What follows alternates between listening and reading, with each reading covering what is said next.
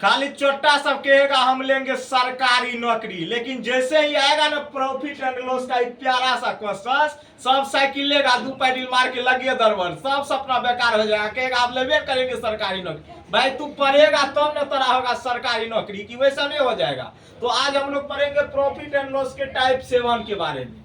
इसमें क्या कहा गया है, आराम से पढ़िए। पहले कहा गया अरविंद जो है लाभ प्रतिशत विक्रय मूल्य पे, एक व्यक्ति है अरविंद जो अपने लाभ प्रतिशत की गणना किस पे कर रहा है, विक्रय मूल्य पे, जबकि अंशु क्या करता है, अपना लाभ प्रतिशत क्रय मूल्य पे ज्ञात करता है। और उनके लाभ का अंतर हमें दिया हुआ है 160 रुपया। कितना रुपया दिया हुआ है, 160 रुपया। यदि प्रत्येक को क्रमशः 60% और 50% का लाभ होता है और इसका विक्रय मूल्य बराबर है, कंडीशन क्या है यहाँ पे, विक्रय मूल्य बराबर है, मतलब SP1 बराबर क्या है मेरे मित्र, SP2 है। ये कंडीशन आपको दिया हुआ है और यहीं से क्वेश्चंस में खेला होना है। खेला समझ रहे हो ना, कुछ दिन पहले जो बिहार में खेला हो रहा था राजनीतिक में, अभी खेला होगा इसमें।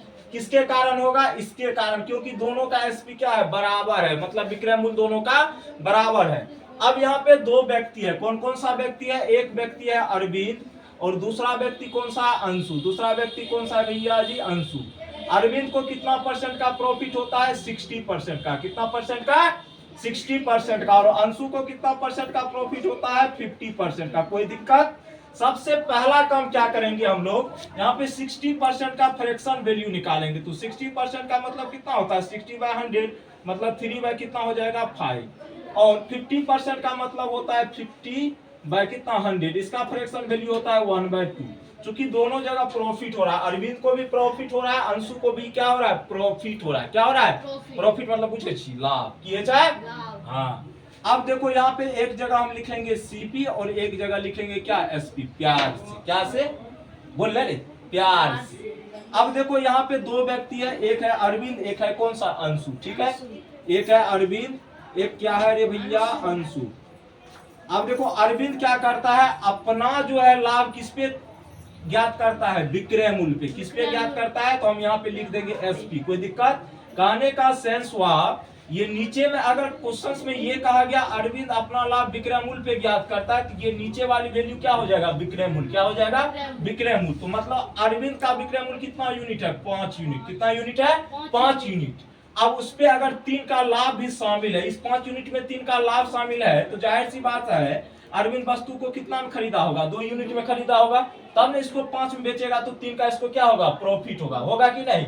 नीचे वाली वैल्यू क्या होगा, चूंकि इस क्वेश्चन में डायरेक्ट कहा गया अरविंद अपना लाभ प्रतिशत किस पे गणना करता है, विक्रय मूल्य पे, मतलब ये विक्रय मूल्य हो गया और इस पे 3 का प्रॉफिट है, तो मतलब वस्तु को ये कितना में खरीदा होगा, 2 यूनिट में खरीदा होगा, तब तो 5 यूनिट का क्या हो रहा है, प्रॉफिट हो रहा है। अब देखो आगे एक व्यक्ति और है, अंशु भाई साहब। ये जो है अपना लाभ किस पे गणना करता है, CP पे। किस पे करता है, मतलब अगर किसी वस्तु का CP 2 यूनिट है, कितना यूनिट है, 2 यूनिट, तो उसको 1 के लाभ पे बेचेगा, कितना में बेचेगा, 3 यूनिट में। कितना यूनिट में। लेकिन भैया जी क्वेश्चंस में हो गया गड़बड़। क्या हो गया, तो गड़बड़ हो गया, तो सही करने आता है ना रे। तो हम कौन चीज के लिए, यहाँ पे मुंह देखने के लिए। इसने कहा कि हम दोनों वस्तु का विक्रय मूल्य बोले थे बराबर है, क्या है, लेकिन यहाँ पे बराबर नहीं है, अलग अलग है ना।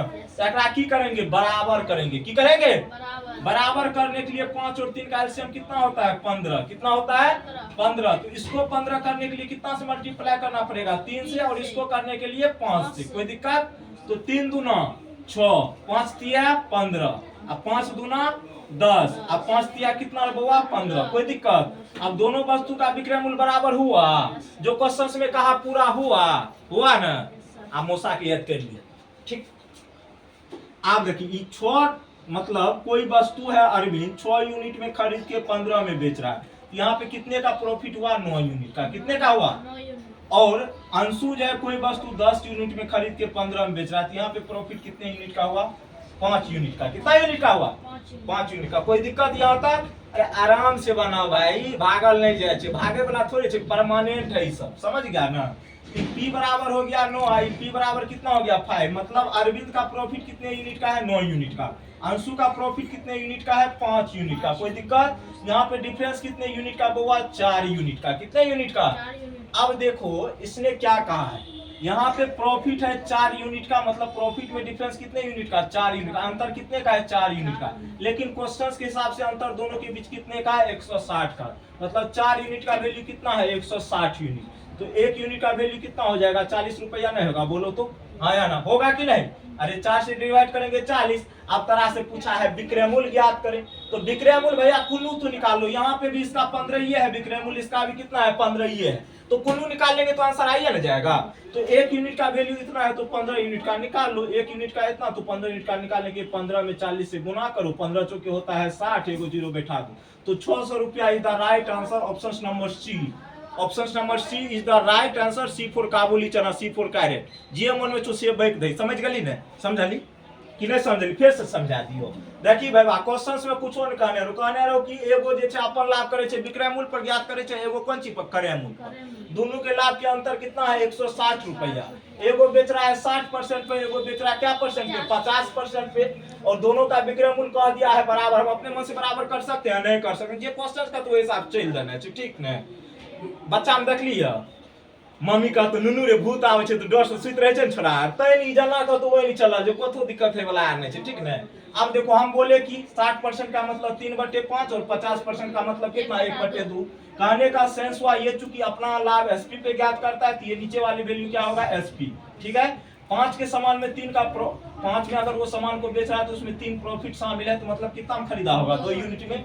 उसी तरह यहाँ पे देखो 50% का मतलब 1/2, 2 के सामान पे 1 का इसको प्रॉफिट, चूंकि ये सीपी को अपने सामान को बेच रहा है तो 2 अगर सीपी है तो 1 का प्रॉफिट कितना बेचेगा, 3 यूनिट में। लेकिन यहाँ पे कहानी में गड़बड़ आ गया था, कुछ कहा कि हम एसपी दोनों का बराबर कर रहे थे, आप जो है अलग कर दिए, तो हम अलग नहीं करेंगे, इसको क्या करेंगे, बराबर करेंगे। बराबर करने के लिए दोनों एसपी का क्या लेंगे, एलसीएम, क्या लेंगे, एलसीएम। जैसे ही लेंगे एलसीएम, क्या लेंगे, एलसीएम, तो कहानी हो जाएगा खत्म। तो एलसीएम आया 15, इसको 15 करने के लिए 3 से मल्टीप्लाई, और इसको 15 करने के लिए 5 से मल्टीप्लाई, तो दोनों में मल्टीप्लाई होगा, इन्हें जे क्यों में कर देना। ये हो गया कितना, 3 दूना 6, 3 पचे कितना 15, 5 दूना 10, 5 तिया 15। तो यहाँ पे प्रॉफिट 6 के सामान को 15 में बेच रहा है, कितना का प्रॉफिट, 9 यूनिट का, और 10 के सामान को 15 में बेच रहा है, कितना का प्रॉफिट, 5 यूनिट का। यहाँ पे अंतर कितने का लाभ का हुआ, 4 यूनिट का। लेकिन क्वेश्चंस के हिसाब से अंतर कितना था, 160 रुपया, तो 4 यूनिट का वैल्यू 160 रुपया, तो 1 को 40 हो गया। अब पूछा गया विक्रय मूल्य ज्ञात करो, चूंकि दोनों के विक्रय मूल्य क्या है, बराबर है, तो कुल विक्रय मूल्य निकालेंगे तो आंसर वही आना है। तो 1 का वैल्यू 40, तो 15 का वैल्यू कितना, 600 होगा कि नहीं होगा, 15 गुना 40, 15 चौके 60, जीरो बैठा देना है। तो बाय बाय, टेक केयर, जय हिंद, जय भारत, जय अहिराम।